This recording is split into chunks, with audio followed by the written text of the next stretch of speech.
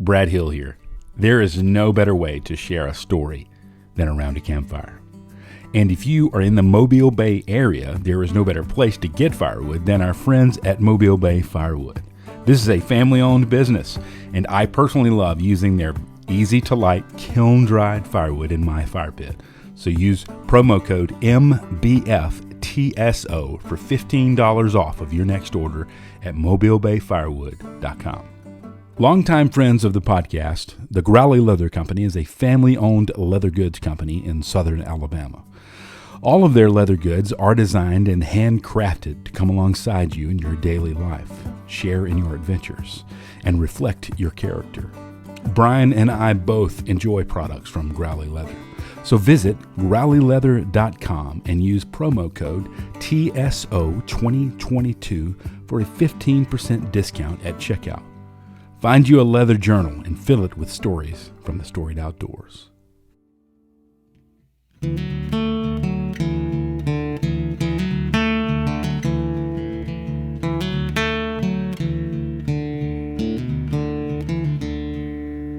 This is the Storied Outdoors, a podcast somewhere between Lewis and Tolkien and Lewis and Clark, finding clarity in the stories we tell and the adventures that shape us.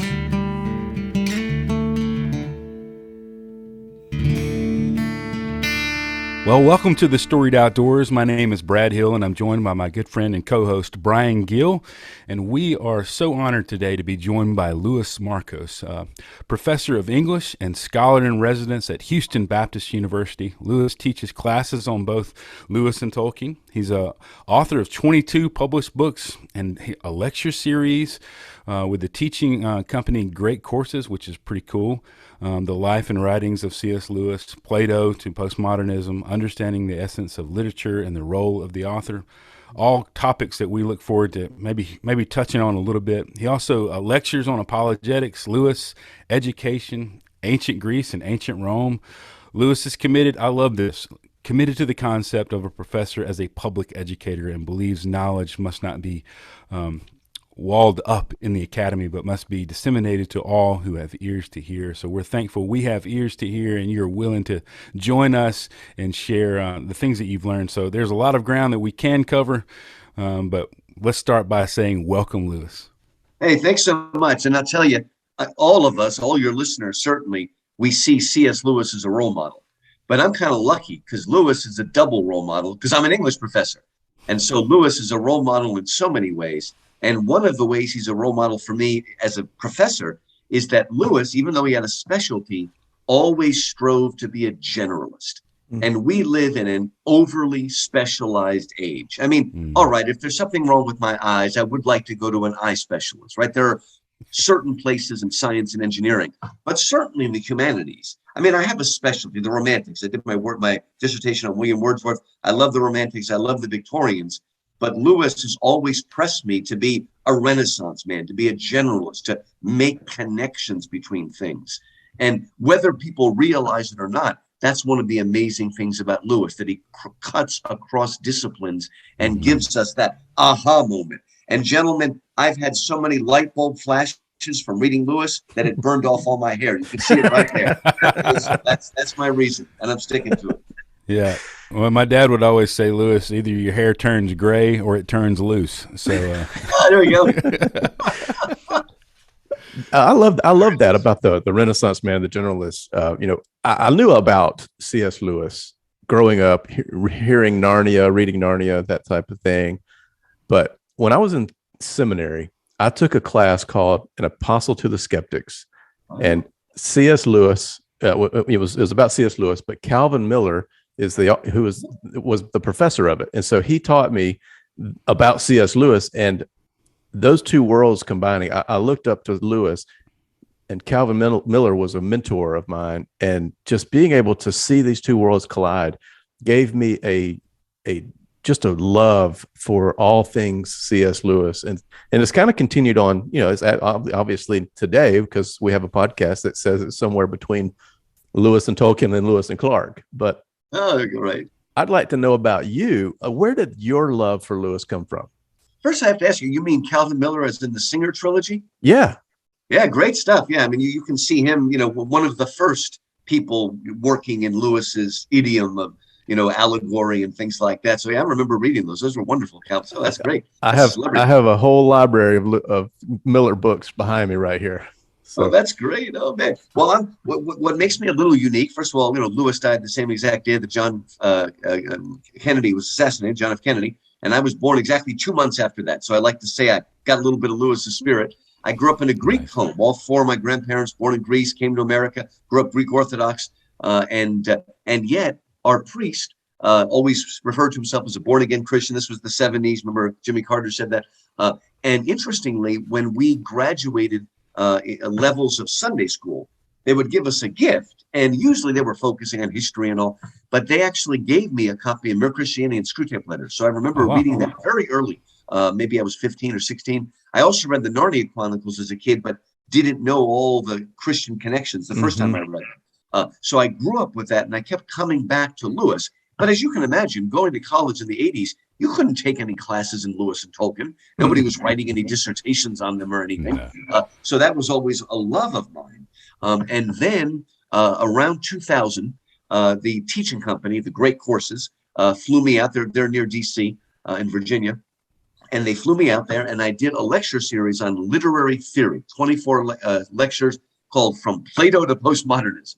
And they really liked it. And so after we were done, they said, well, what else can you do? And I said, well, what about a course on the epic? Already done. Well, what about a course on Greek tragedy? Already done. What about Greek mythology? Already done. Everything I said. And then I said, well, I always like C.S. Lewis. They said, do it. And it's like, oh my gosh. So I spent, this is about a year before 9/11. I spent the entire summer rereading everything by Lewis, cross-referencing it, reading other stuff, in a way almost made myself an expert. This is still the cusp before the explosion of C.S. Lewis. Yeah, that first book was by Chad Walsh, Apostle to the Skeptics. That's one of the first C.S. Lewis books that, of course, got its name. And then so that really forced me. I did all of that. I made all those connections. I basically treated Lewis, when you do a PhD, you have your classwork, and you have your dissertation, but the other thing are called your exams, where you read these really long reading lists that you put together and take an exam on it. So that's kind of how I handled Lewis. Let's make this into a super reading list, put it all together. And then that led to a 3-lecture series I did for a C.S. Lewis group up in somewhere, North Texas. And that in turn turned into a cover article in Christianity Today back about 2003. It was called Myth Matters. And then that led to Broadman and Holman. That's the Baptist publisher. Yeah. They asked me to write a book. And so that became the book Lewis Agonistes, which was my first published book too. And then from there, it just went on. And blossoms from there. One of the things I do, and to me, that's kind of a service, is I do a lot of review essays, reading lots of books. And so that gets me to keep up with as many Lewis and Tolkien books as well and read them carefully. So that's been really helpful. And all these wonderful C.S. Lewis groups. And lately, the last 10 years, I spend much of, if not most of my time speaking for classical Christian schools in one way or another, conferences, and they love, that's the education they're trying to give us, the Lewis and Tolkien education. And then in the classes, and it's just been wonderful. And what I love is when you're a Lewis scholar, especially, you get invited to speak at all different denominations. So that's been wonderful for me. And it's Mere Christianity, which is, I'm Baptist, but I'm really Mere Christianity at heart. And it's been wonderful, a wonderful ride. And the people, and you need to understand, the people that love Lewis will read almost everything. If it's got that name on it, you're right. I love Wordsworth, I love Tennyson, I teach all these people, but you can read too much of them. Even the great Wordsworth, you read too much is enough. But Lewis, everything is worth reading. It's very unique. Very few, maybe Shakespeare would be another person, but almost nobody is that good and that interesting that you can keep reading and not burn out. So completely unique. Yeah, well, it covers a lot too. It's not a single, it's not just fantasy or, it covers a lot of different kind of ground and appeals to so many different kinds of people too. And I think that's one of the other draws for Lewis as well. But you're right, man. If it has his name on it, people they want to devour it. Anything, even his juvenilia, his boxing and stuff like that. It's just the letters. The 3 volumes letters is like that thick. This whole screen, and several thousand pages. It's just amazing. Even the letters are worth reading. Yeah. You've written a good bit, not only on Lewis, but you also love Tolkien as well. What is it about those guys, their stories or their words that continue to resonate with so many? Like we're talking about, why is it, do you think, it resonates so well? I'll tell you now. Do you guys have a Renaissance festival near you? Anywhere near you that you go to? They're all over the country. I've seen them. I've never been to one. Oh, they're wonderful. It's called the Renaissance Festival, but it's really medieval. Everybody's always dressed up and all this wonderful stuff.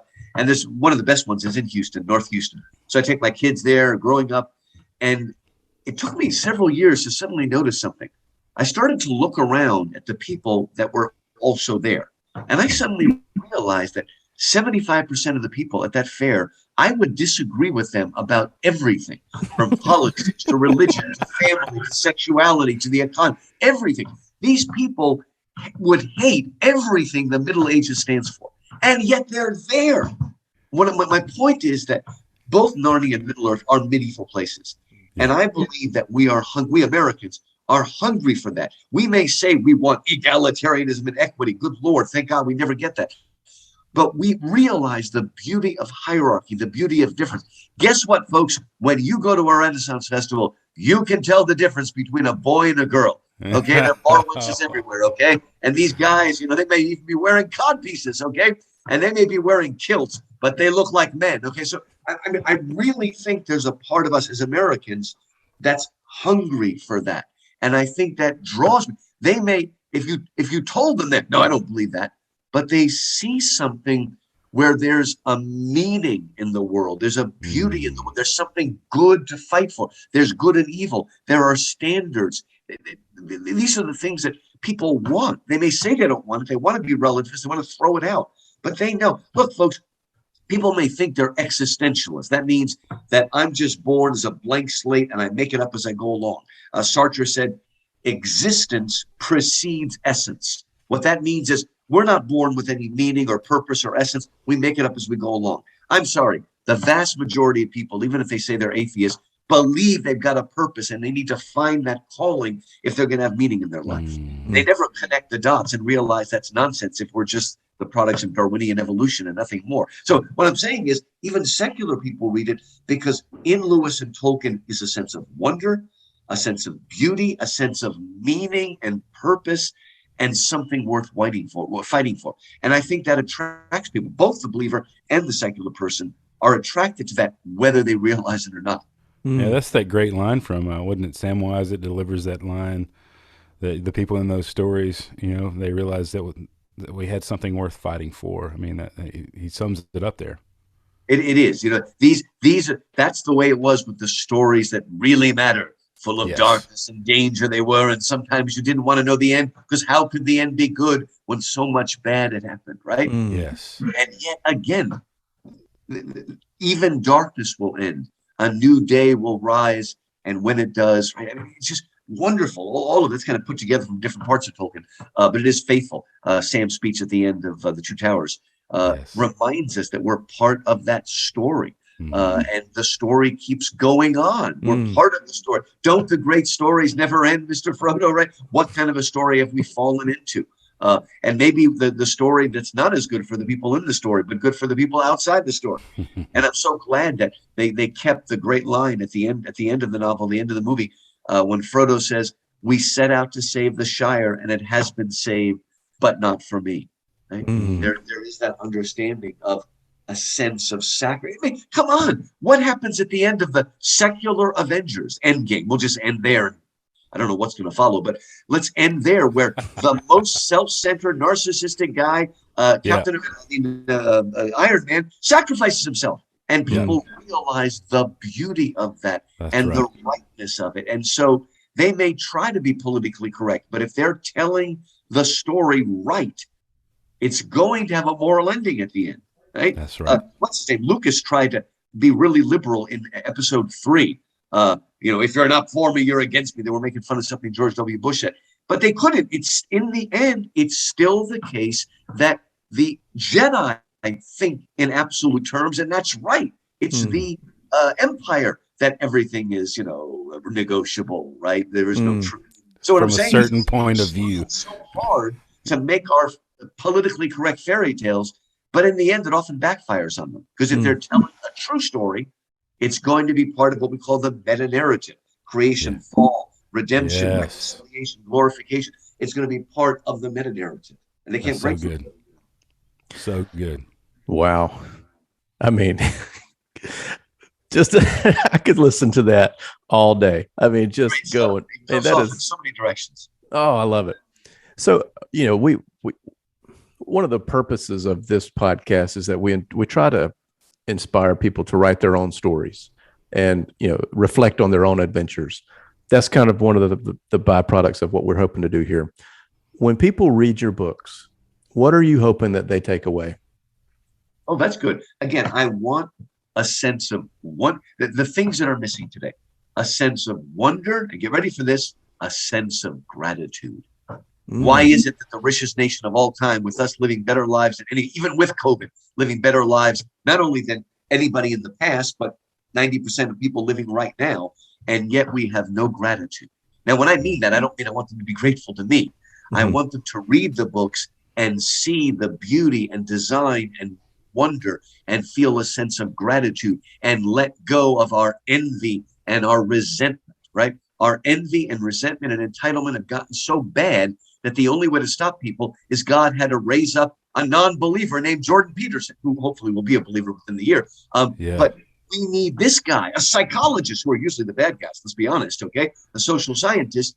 He has to come up and tell us, stop, okay? Resentment and envy and bitterness devour you from the inside. Come out and be alive and be thankful for what you have. And the wonderful thing is he does it with scientific evidence, so nobody can throw him out, right? Because he's got all the what do you call it, the statistics and the scholarship at his fingertips. That's why that's why I love listening to Thomas Sowell. He knows exactly what the real facts are about the crime and shooting people and whatnot. Yeah. And you can't shout him down because he knows exactly what the facts are, and they're indisputable. But anyway, I can digress there. But I want them to enter into the story. I want them to make connections back to that aha moment. I want them to see there's a great line in The Horse and His Boy, where the kids suddenly realize, you know what? It looks like Aslan is at the back of all the stories, right? Yes. Hobbits, right? At the back of all the stories, right? And I really think that Horse and His Boy was very influenced by the book of Esther. You probably know that the book of Esther almost didn't make it into canon because it's the only book in the Bible that never mentions God. Not only does it mention Yahweh, it didn't mention El, it didn't mention God at all. And yet God is behind the entire book of Esther, the way he's behind Horse and His Boy, taking place mostly in Calormen, which, are the other people that either don't know Aslan or think he's a demon god. And yet God is at work. So let's see how these things cross, and that learning can be a wonderful thing, right? I guess another thing I want people to read my books, and I want that learning not to lead to cynicism, but to lead to wonder and holiness. Because for a long time now, there's this idea that the more educated, whether you go to a PhD, maybe you go MDiv, the more educated you get, the more cynical and skeptical you will become. One thing that infuriates me is the way the word critical has been stolen by the critical theory people. Yeah. That's just critical race theory. Critical is in all different areas. And critical should mean discernment, right? What Solomon had. But critical has now meant I have seen through everything, and I now know that everything is about power. And I'm cynical and skeptical, and I'm woke. C.S. Lewis says again and again, when you become a Christian, you wake up. But being woke is almost the opposite of waking up. Being woke is putting a veil of cynicism. So you know what we end up like? You gentlemen know what I mean when I say we end up like the dwarves in the stable. At the end of the last battle, inside the stable, when you go through the stable door, you're dead. And all the good characters find themselves in a renewed Garden of Eden. Yeah. But not the dwarves, the ones who have given themselves over to despair and cynicism and selfishness, whatnot. All they can see is they're stuck in a dark, smelly, pokey little stable. And they can't draw them out, right? And then suddenly Aslan appears. And Lucy says, Aslan, isn't there something you can do for these poor dwarves? And then, gentlemen, I don't know about your listeners, but Aslan is going to speak the most un-Calvinist line in all of C.S. Lewis. He says, I will show you exactly what I can and cannot do. Cannot do. What's going on here? Oh, my gosh. Make the Calvinists have a nightmare. And anyway, they have to listen to Lewis because they love him. But what he means is, right, he roars and a banquet is laid out. And at first, they're eating and drinking, but it becomes quickly apparent they're not really tasting it. They think they're eating dirty hay and dirty water, and they're fighting each other and smacking it all over their face. And finally, Aslan says, you see, I cannot help them, right? They have chosen cunning instead of belief. Their prison is only in their mind, but they are in that prison and so afraid of being taken in that they cannot be taken out. That's what it means to be woke. I'll tell you right now. That's such a scary place to be. It is. It is. And I think we're almost literally for the last 2 years, we've actually put ourselves in a tight little room. What is it? Ernest Hemingway, a clean, well-lit place. And we're just stuck in there in this sanitized place, hiding from the world. And, I'm sorry, gentlemen, but I'm really getting tired of these people now who won't take off their masks. Okay, look, I understand if you really are afraid of, bringing the disease back to your grandparents or something. But I really believe that more and more people are enjoying the mask and hiding behind it. And I think it's very, very unhealthy, especially college students I teach. They just never leave. And now they're hiding their expression, their face. This is just not healthy. We need to come out and have fellowship again, go to church again and share the elements together. But we're putting up more and more literally of the mask and hiding ourselves. And it's hard to speak up. Like I said, if there's somebody really afraid of the disease, I don't want to make fun of them. But I think the majority of people have just gotten so used to it. It's become part of their face and they don't want to face reality anymore. They're hiding. And I think it's unhealthy. I was just at a conference and there was a mask requirement, and and I followed the rules because I wanted to be a part of the conference, but it was so difficult to network and to make connections because you couldn't see their face. And I think that when you read in the Bible, it's like show me your face, oh Lord, and it's like we can't. That's so important to someone's identity is their face, and just being able to recognize them and see their expressions and see that, and that is definitely something through this whole pandemic that has been lost. And I feel like we need to get it back as quickly as possible. We need to be more aggressive. Remember Lewis, his last novel is called "Till We Have Faces," and the character literally wears a veil, right? And at the end, the weird title at the end, it says, how can the gods speak to us face to face till we have faces? Okay, we don't even know who we are. Wow, I hadn't even made that connection. All of this sort of stuff, and we don't come out into health, into the light. Yeah. It's even worse now because even before COVID, people have been over medicated. So instead of getting outside and breathing fresh air and walking, which would be the most healthy thing for them, they're in their room and they never leave. And heck, now you can put on virtual reality goggles and you're Ready Player One. For real. Man, Ernest Cline was a prophet, wasn't he? Oh yeah, it's amazing. Man, and that metaverse is a different. That's gonna yield its own level of difficulties. I feel like really weird. It is. You said something about getting out and walking, and I think there's been a fair amount talked about where Lewis loved. Oh yeah, going for these like long walks. It was again. You don't have to. If you're a real athlete and you're in training, then you can run. But if you just walk consistently at a brisk pace, you're going to be healthy without hurting your body. Yeah. Probably the best exercise of all is swimming, but that just takes so much time and it's annoying. So if you can swim, do it. There's nothing better than that because it takes all the strain off your body. But walk, okay? You don't have to run, just walk. And you don't have to look like those weird nuts with their, weights or something look like. Just the power walkers, the power work, yeah. But just go out and walk. breathe in, breathe out, all of that sort of stuff. Get out in the healthy air, get some sunshine and all that sort of stuff. And I walk around my neighborhood. Of course, remember, I live in Houston, so people are like, what, are you walking? What is that? I don't know. But they just get out. It's really funny. People spend all this money to go to a gym and walk on a track. There is this thing called the outdoors. Just walk outside. The joke about the guy that spends all that money and he goes to his gym and he takes the escalator and then he takes the elevator to the top and then he gets out and he does a Stairmaster for an hour. I mean, it's just kind of nuts. It's really kind of funny. But Lewis and Tolkien loved to walk, and they would take long walking tours. Now, you may know this. There's something funny about it. There are two different kinds of walkers, right? There are those who just want to keep moving, right? Keep that pace going, go on. Nothing stops you. And then there are people who want to stop every 5 seconds and look at something. Well, Lewis was the let's keep moving. Tolkien had to stop every time he saw an interesting looking tree or flower. Also, what are you doing?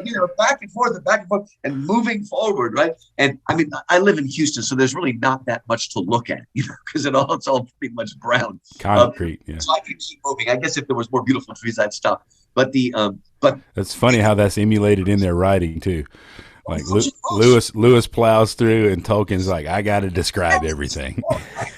But think about the two things that they do nonstop in Narnia and Lord of the Rings: they eating and walking. Okay, they never stop walking. Oh my God! The first time you read Lord of the Rings, are they going to do another march? And they're always ending up beside a cheerless fire. He uses that a lot. But anyway, keep walking, but also eating, right? Because a lot of times they would have a destination. They'd walk. Well, of course, in Oxford, they had, the eagle and child, the bird and baby. But there were also other inns that they would walk to and have their pint and their pie, that sort of stuff. Oh, yeah. But they would love doing that. And the other great friends, Wordsworth and Coleridge, who set off, they had their own inklings, if you will, that encouraged each other and, created a new kind of poetry. They also, they took walking tours of the Alps. People would go to places like Spain. They would do these walking tours together, and it's a great binding kind of things. Now, I'm allergic to everything. So my son's an Eagle Scout. I tried camping. All I did was get myself sick. But I thought, I got to be a good daddy. And so what we started doing, getting in the car and driving across the country to all the national parks. Oh, nice. Tell us about that. They often have cabins you can stay in, right? So that you're still getting the experience without, if you're me, getting sick in a tent. And so it's beautiful. But I'll tell you one thing. Everybody's like, oh, the best place is the Grand Canyon. Now, I love the Grand Canyon. Now, I'm speaking for myself. But the thing about the Grand Canyon, the thing about everywhere else, you go to Rocky Mountain National Park. I love my favorite place of all is Zion National Park in Utah. But even though it must have been named that way by Mormons, I'm sure, right? But anyway, certainly. Zion, it must have been, right? But the thing is that when you go to Zion or Yosemite or something, the wonderful thing is you climb up the mountain, right? And you're walking up there and you're moving and you get to the top and there is that climactic moment. Everything's wonderful, right? And then you walk down, which is always easier going down. Not the Grand Canyon. You struggle yourself to the bottom and now you're in the bottom of a pit, right? It's beautiful. I love the Grand Canyon, but it is not the same experience, okay? Choose the mountain over the pit, okay? Because when you get to the mountain, the moral of the story. Yeah, so up. I mean, the mountaintops. One of my son and I, one of our favorite memories is we arrived at Zion National Park at night, and it was a full moon, and Zion has all those red rocks, and the moon is shining down, glimmering red. We're going from the back end, and so there's nobody there. We're going weaving around. I've got the windows all open, and we're listening to the soundtrack for Ken Branagh's Henry V. Have you heard that? Da, da, dee, da, da, da, da. So we got that blaring, and the only people around us are those rams, and we're moving around, and it's just the beauty and wonder of it. Like I said, if you got kids, go. It doesn't cost that much money. Go and see the beauty in our country all over the place. If nothing else, if you don't have a lot of money, you guys are closer to the Smoky Mountains. You can just drive through it. It doesn't cost you anything. Oh, I love the Smokies. See the beauty of that place. The national park. From Houston, you can go up to Colorado, and from go to Rocky Mountain National Park. Then you can go up to the Grand Tetons. If you want to go through Wyoming, which every single part of Wyoming is a scenic route, and you go through there. over the mountains, you go to, what is that called? Devil's Tower. Do you ever see Close Encounters of the Third Oh, Kind? yeah. Oh, yes. Onto, my mother actually grew up in South Dakota. Onto the Badlands, on to see Mount Rushmore. We also do a lot of caves that I love because, when you go out on a beautiful day, you'll see that God is a landscape painter. But if you go into the caves, with the stalagmites and the stalactites, then you'll realize that God is a sculptor as well. Wow. And the beauty and awe of that. And I remember taking the kids to the Sonora Caves, and we went down deep, and I looked up and I said, there are older and fouler things than orcs in the deep places. Nobody reacted. I guess it had been 10 years since the movies came out or something, but of course my kids were ecstatic. And I'll tell you, when we got to Rocky Mountain National Park, we were about 2 miles high, and we're way up on the top, and we go to the edge, right? And the kids are looking over, and I come behind them and I say, remember, remember, remember the signs. Again, give the whole speech from the silver chair. And, my kids That's doing amazing. things. They looked around to, at first to make sure nobody was there because they were embarrassed. And then they thought, this is really cool. And just did the whole thing. Right. As you sink down, the air will thicken. Be careful. It does not confuse your minds. But get out there. One of the cool things to do with the Christian family, sometimes as we're hiking up the mountains, I will say, well, first of all, we did this because my kids had to be trained. So as we're walking, I say, the road goes ever on and on. And then the kids down from the door where it began. Now far ahead, we go back and forth antiphonally, or I'll do, he who dwells in the shelter of the Most High, and then they'll repeat it, will abide in this, Psalm 91. But it is an amazing experience to get out there and see it. What is that place called that's close to Zion with the hoodoos? Bryce Canyon. You been there? Oh, wonderful. No, it's definitely on my list. Yeah, there's just great stuff. Yosemite is just so far away. I haven't done that with my kids yet. But there's so many beautiful. Oh, Yosemite is maybe the best. Yosemite's got unbelievable variety of things. And I remember just outside of Yosemite, maybe that was in Wyoming or wherever it is. I'm losing my geography, but I took them whitewater rafting, and that's great. Oh, wow. First time for them to see it. Oh man, there's so many great life lessons that you experience in those, places. You've got to go. And, the heavens are telling the glory of the Lord. Let them see the design and beauty in nature. We see the wonder, the power, and the awe of it. Just go to Yosemite. Go to Yosemite, and I'm sorry, Yellowstone is what I meant. Yellowstone, and see. I remember with the kids. Where are the buffalo? Where are the buffalo? They cheated us, and then we came over a hill, and there was like 1,000 of them. And it was just unbelievable, My gosh. But again, we have, also for Texans, we have a place called Big Bend National Park. Just go down I-10 and then you got to go south a little bit. And again, beautiful. The least visited of the national parks because it's the middle of nowhere. I actually think that the Smokies is the most visited because you have to drive through it to get to places. And just wonderful.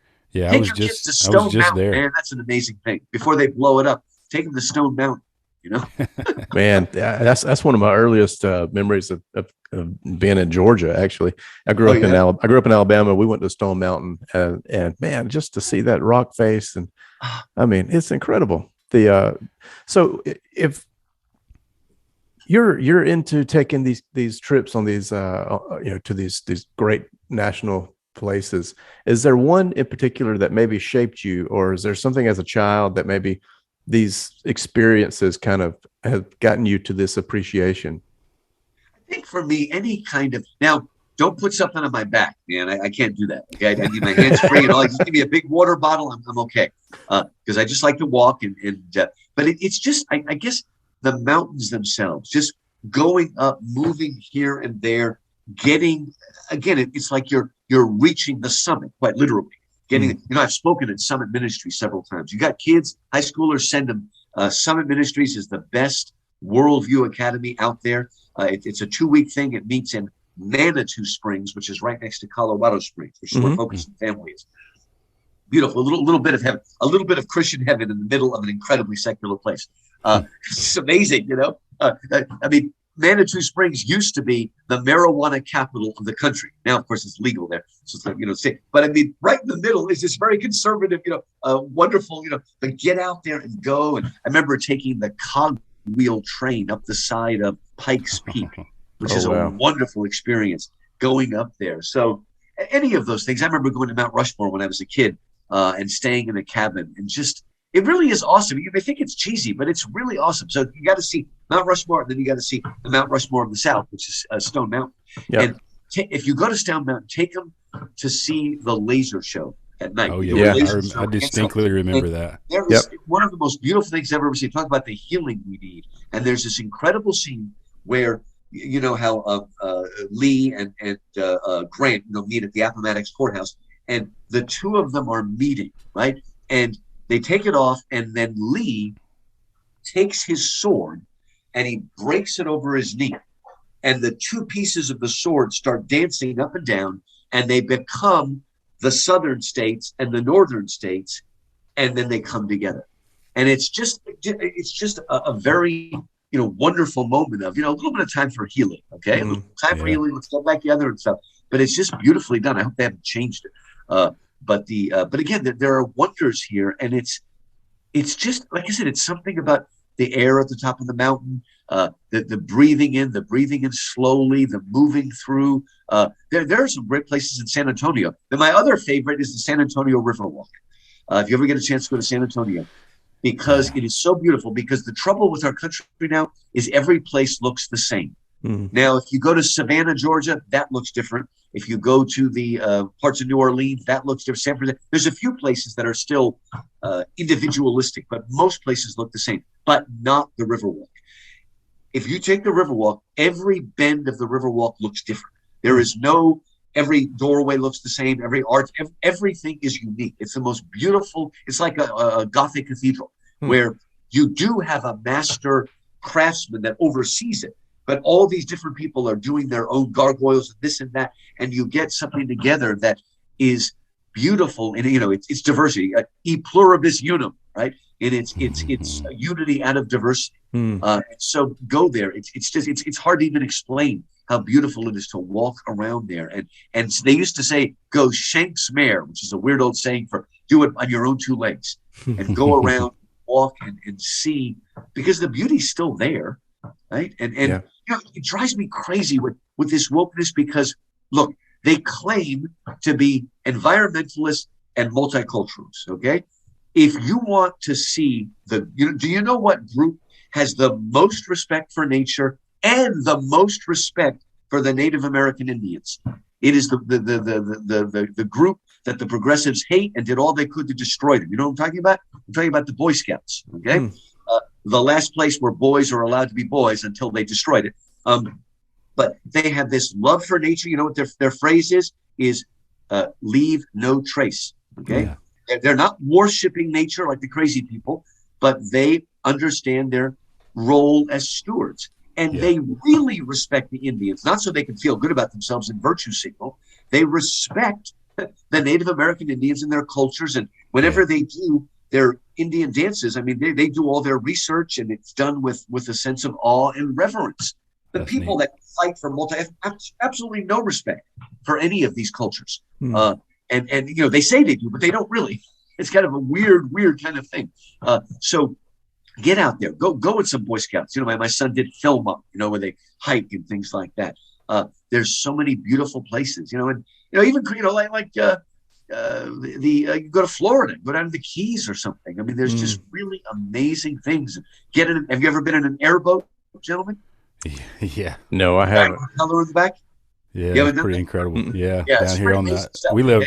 Mobile has we have the river delta down here, so you can. You see? Yeah, you can do that. I mean, I like the mountains, but there's even beauty in the swamp, but you have to know where to look for it. Have a guide that doesn't let you get eaten by an alligator. Yeah. There's beauty there as well. I raised my kids with this mantra: the world is full of magic. You just need eyes to see it and ears to hear it. And the wonder is all around us. We don't notice it, right? We don't. That's good. I love that. The cliche is we don't stop to smell the roses, but it's true. We don't notice the beauty. I'll tell you a really funny story. You guys will get a kick out. I'm sure you're big fans of Patrick Stewart, right? Captain Jean-Luc Picard from Next Generation. And he was being interviewed by Jay Leno back, a while ago. And British people walk. They walk everywhere. And he was visiting his friend in LA. They were in the house talking. And he said, let's take a walk. And his friend looked at him like he was insane. No, let's take a walk.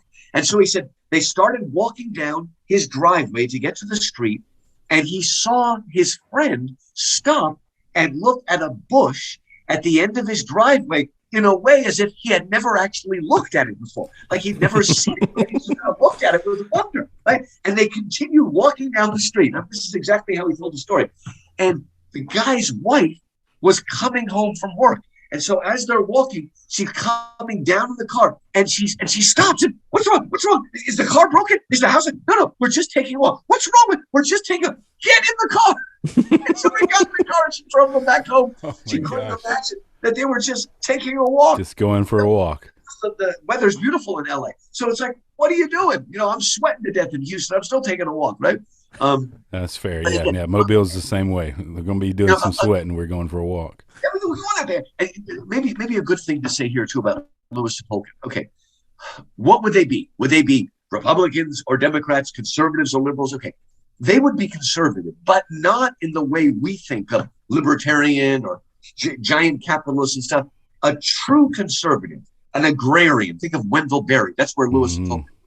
A true conservative obviously doesn't like big government, but they're also suspicious of big business. They do believe in free market. They believe in private property. This is actually what's called Catholic social justice, and it's called subsidiarity. Chesterton called it distributism, and the idea of the smaller is always better, right? That's what states' rights should be. Again, the Southern thing. But politicians are terrified because it's true that states' rights used to be used as a cover for Jim Crow laws. Okay, but there's another meaning for states' rights, and it means the smaller is better. The family, the church, the community. You work out.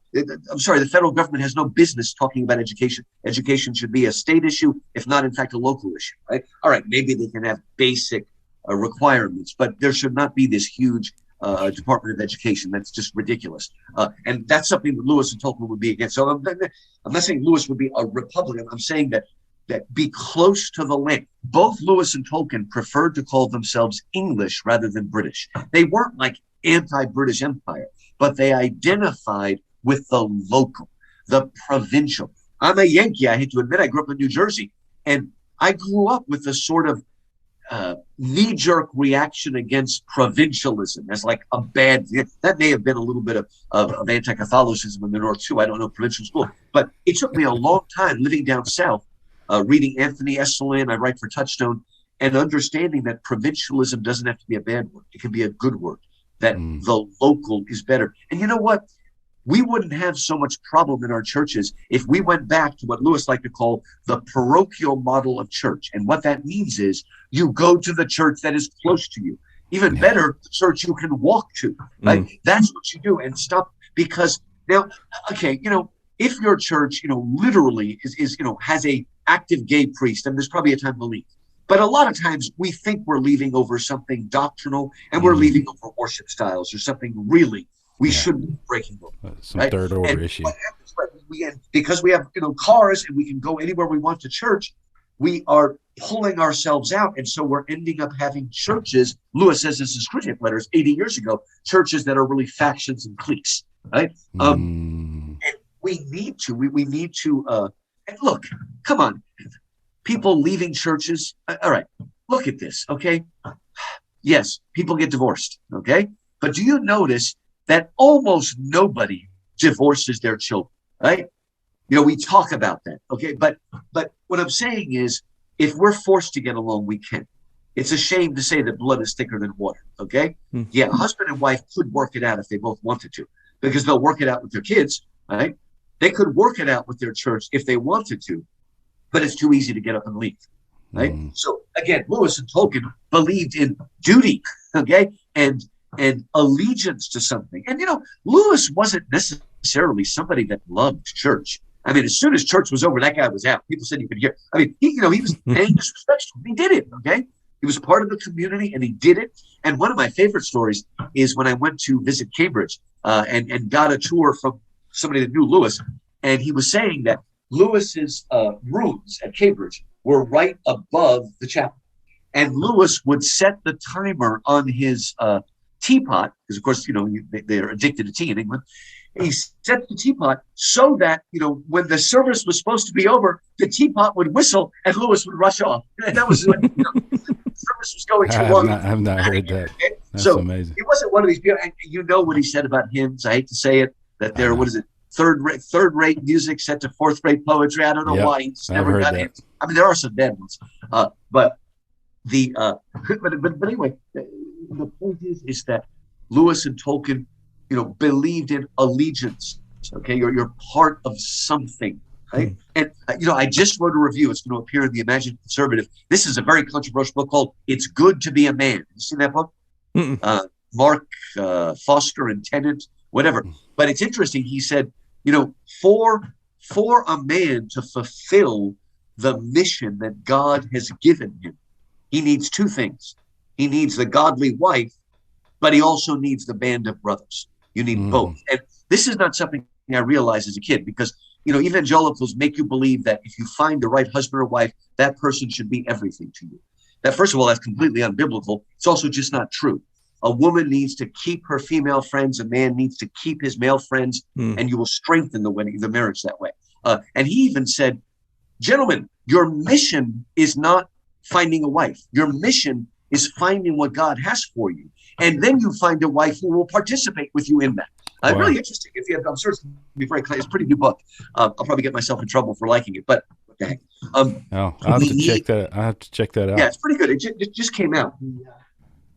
Cool. Yeah, I'll look that up. I got it written down. Michael Foster and Dominic Benanti. That's Canon Press.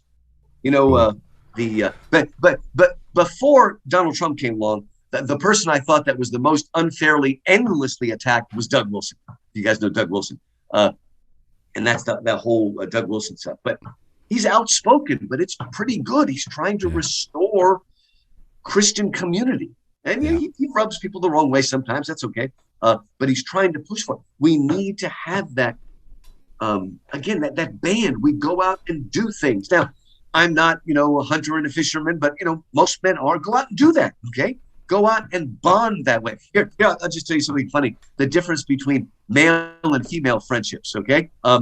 If a woman said, to her female friends, let's go out in the woods and we'll get to know each other and share things, right? Now, if a man said that to his male friend, what are you, gay? But if he said, let's go out into the woods and make a fire and talk about life, and while we do it, we'll kill some animals, then it's okay. Okay. So we need our time as well. Okay. But we need, we need to be doing something, right? We're side by side, right? If you ever look at movie posters for female buddy movies, they're always facing each other, right? If you look at male buddy movies, they're always side by side looking forward. That's what we need to do. We need to have a common purpose. But as we're doing that purpose, like Lewis and Tolkien, taking our walking tours, we are also getting to know each other. We are also sharing things and growing as men. That's good. And so Lewis, that's a weird thing to say we can learn that from Lewis and Tolkien, but I think we can. The fellowship is, I am so glad, guys, that the Lord of the Rings movies were made by someone from Australia and New Zealand, because if it was made in America, they would never have allowed that close intimacy between Sam and Frodo, which is the heart of the novel and the movie, because people would thought, they're gay. Okay, but luckily, men in New Zealand are actual men, except for their prime minister that shut down their island. We won't go there. But they're real men, and they know who they are, and they're secure, and they can be affectionate the way the men are. In Narnia, they're always hugging and kissing each other, and they are in the fellowship. So this is important. And for guys, it's that outdoor experience. You go outside. And you're wild at heart, whatever. You go out and do these things. And I think Lewis and Tolkien would approve. I don't know if they ever went fishing, but they certainly went walking. I don't think British people are allowed to have guns anyway. So, but we need to get them over here and give them a gun. Yay! There you go. Well, Lewis, one of the things as we sort of come to a close here, I know Brian's got a meeting right up. One of the things as we close, we always like to ask, what's your next adventure? Wow, man. Well, you know what? Finally, the quarantine's up. So I've got somebody that wants to fly me out to Belfast. I've been to England, but it's North Ireland, Belfast. Wow. So hopefully I'll be doing that. And then somebody just emailed me wanting me to come speak in Fairbanks, Alaska. So it's like, okay, well, all right. So maybe we'll get out there. Those certainly qualify as adventures. I love it. Yeah. So it's good to get out there and go and. It's just, we experience new things. Lewis traveled very little in Tolkien, but they traveled in their imagination as well. And we have all traveled with them. Yeah. Man, it's been a great conversation. Where can people hear more about? I mean, you've written an awful lot of books. Yeah, the best thing, just go to Amazon.com and type in Lewis Markos, Markos, Greek name, and my author page has everything. And then go to YouTube and type in Lewis Markos, and I've got a YouTube channel that's got all sorts of things you can watch for free. And if you go to the teaching company, you can find my. We'll make sure to link all of those things and share that, and hopefully expose some new folks to all of your work, man. Right. Well, thanks so much. Been good to chat. Absolutely. We're so encouraged by our conversation today, and we hope everybody that listens is as encouraged as we are. There's a lot of good stuff, and we covered a lot of ground quickly. But I really appreciate, and Brian and I both really appreciate you taking time to join us today. I know you have a busy schedule, but as we always close, we say we hope these stories and conversations encourage people to go write their own stories and share their own adventures in what we like to call the storied outdoors. Amen. Thank you, Lewis. If you've enjoyed this podcast, please take some time to leave us a review, or better yet, share it with a friend. We hope these stories encourage you to write your own stories and share your own adventures in the storied outdoors. Brad Hill here. There is no better way to share a story than around a campfire. And if you are in the Mobile Bay area, there is no better place to get firewood than our friends at Mobile Bay Firewood. This is a family-owned business, and I personally love using their easy-to-light, kiln-dried firewood in my fire pit. So use promo code MBFTSO for $15 off of your next order at mobilebayfirewood.com. Longtime friends of the podcast, the Growley Leather Company is a family-owned leather goods company in southern Alabama. All of their leather goods are designed and handcrafted to come alongside you in your daily life, share in your adventures, and reflect your character. Brian and I both enjoy products from Growley Leather. So visit growleyleather.com and use promo code TSO2022 for a 15% discount at checkout. Find you a leather journal and fill it with stories from the storied outdoors.